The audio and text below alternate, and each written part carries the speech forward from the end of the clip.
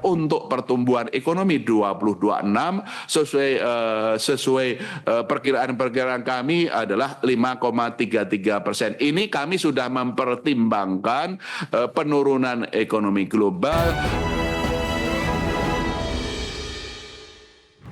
Kita ke informasi pertama, pemirsa. Bank Indonesia memproyeksikan pertumbuhan ekonomi Indonesia mencapai 5,33% pada tahun 2026. Ya, perlambatan ekonomi global pada tahun depan ikut mempengaruhi proyeksi pertumbuhan ekonomi nasional. Bank Indonesia memproyeksikan pertumbuhan ekonomi Indonesia mencapai 5,33% pada 2026. Proyeksi ini di bawah target yang telah ditetapkan pemerintah dan DPR dalam APBN sebesar 5,4%. Proyeksi pertumbuhan ekonomi tersebut berdasarkan perkembangan ekonomi global maupun domestik. Dalam rapat kerja dengan Komisi 11 DPR RI, Gubernur Bank Indonesia Peri Warjio menyebut ekonomi global pada tahun ini diperkirakan akan terjadi perlambatan pertumbuhan ekonomi, termasuk pada mitra kerja utama Indonesia. Sementara untuk ekonomi domestik, Bank Indonesia turut mempertimbangkan rencana dukungan Bank Sentral untuk mendorong pertumbuhan lewat penurunan suku bunga, hingga ekspansi likuiditas moneter dan makroprudensial.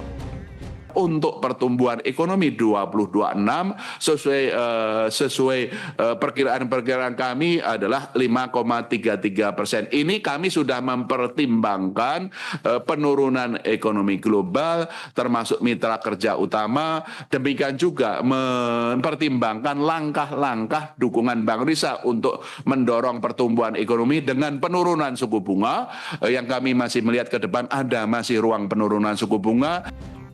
Meski realistis, Peri menilai target pertumbuhan ekonomi yang diusung pemerintah sebesar 5,4% sangat tergantung pada kecepatan realisasi belanja dan stimulasi fiskal ke depan. Dari Jakarta, Tim Liputan, IDEX Channel. Sementara itu, kalangan pelaku usaha tetap memprediksi pertumbuhan ekonomi secara nasional hingga akhir 2025 bisa tumbuh di atas 5,3%. Optimisme dan keyakinan tersebut disampaikan Chairman Affiliation Global Retail Association atau AGRA, Roy Nicholas Monday, atas dasar peningkatan indeks keyakinan konsumen yang meningkat di kuartal 3 ini. Selain itu, sektor konsumsi mulai meningkat, serta daya beli sektor retail bergerak positif seiring dengan diterapkannya stimulus ekonomi dari pemerintah. Untuk itu, Roy Monday berharap pemerintah mengoptimalkan potensi peningkatan laju konsumsi dan daya beli masyarakat di momen libur Natal dan Tahun Baru. Di sisi lain, potensi investasi yang bisa mendorong penyediaan lapangan kerja juga harus dioptimalkan. Namun sejak kuartal ketiga, ya kita sudah di kuartal keempat sekarang. Sejak kuartal ketiga, tren penjualan mulai meningkat memang. Ya, apalagi kita mau memasuki akhir tahun, biasanya konsumsi juga akan meningkat karena akan ada katakanlah pembagian hasil atau dividen atau bonus dan lain sebagainya yang diharapkan oleh masyarakat, maupun juga kita tahu bahwa persiapan-persiapan yang dilakukan pemerintah pasti akan menjaga bagaimana ketersediaan dan kestabilan harga dapat terjangkau. Nah, itu yang membuat korelasinya dengan indeks kepercayaan konsumen itu tentunya akan mempengaruhi. Kita tahu tadi 121,5 dari sebelumnya 115. Ada optimisme. Wakil Ketua Komisi 11 DPR RI Dolphy Othniel Frederick Palit meminta penjelasan dasar dari pihak eksekutif termasuk Bank Indonesia terkait proyeksi angka pertumbuhan ekonomi. Pasalnya angka pertumbuhan ekonomi kerap disampaikan secara beragam. Menurut Dolphy, penting bagi pihak pemerintah termasuk Bank Indonesia untuk menyampaikan dasar mengungkap angka pertumbuhan ekonomi di Indonesia. Terlebih angka pertumbuhan ekonomi yang diungkap seperti tak sesuai dengan kondisi lapangan. Akhir-akhir ini gampang sekali menyebut pertumbuhan ekonomi. 5,3, 5,4, 5,5, 6% dan sebagainya. Nah, mumpung karena kita sedang membahas dengan BI, asumsi 5,3% tahun 2026 ini tolong angka-angkanya Pak, sumbernya dari mana? Kalau Bapak berangkat dari sisi ada konsumsi umum terus belanja, angkanya dari mana Pak? Datangnya itu dari mana? Ini masalah kredibilitas sekarang nih tentang pertumbuhan ekonomi karena begitu mudahnya kita menyebut angka pertumbuhan ekonomi yang kita rasakan dengan situasi ekonominya kok nggak klop. Sehingga ini Pemirsa, sektor industri manufaktur Indonesia terus menunjukkan kinerja yang solid sebagai motor utama penggerak ekonomi nasional. Pertumbuhan ekonomi tercermin kuat pada sektor industri kimia, farmasi, dan tekstil yang tumbuh 5,92%, lebih tinggi dari rata-rata ekonomi nasional.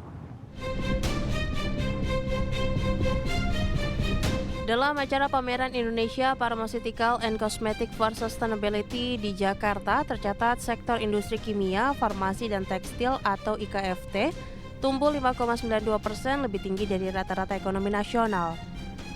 Kontribusinya terhadap PDB mencapai 3,88% dengan realisasi investasi sebesar 142,15 triliun rupiah selama Januari hingga September 2025, naik dari 116,54 triliun rupiah pada periode yang sama tahun lalu.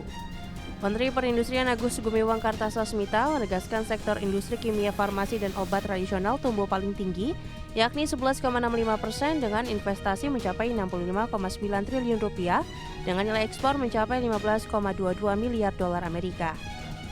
Berdasarkan data Kementerian Perindustrian, Indonesia memiliki lebih dari 30.000 jenis tumbuhan berkhasiat yang berpotensi dikembangkan menjadi bahan aktif dan obat, kosmetik, dan suplemen kesehatan. Potensi tersebut menjadi modal besar bagi pengembangan industri berbasis bahan alami dan inovasi lokal. Dan kalau kita lihat dari kinerja perdagangan, ekspor dari sektor IKFT tercatat 35,25 miliar dolar.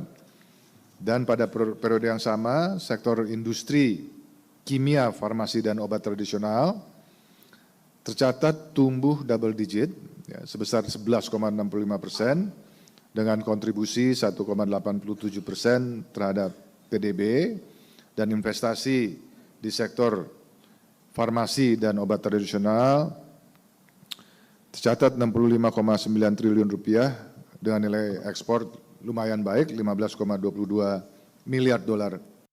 Saat ini terdapat lebih dari 219 industri farmasi, mayoritas berskala besar, serta 1.200 industri kosmetik, di mana 89% diantaranya merupakan industri kecil dan menengah.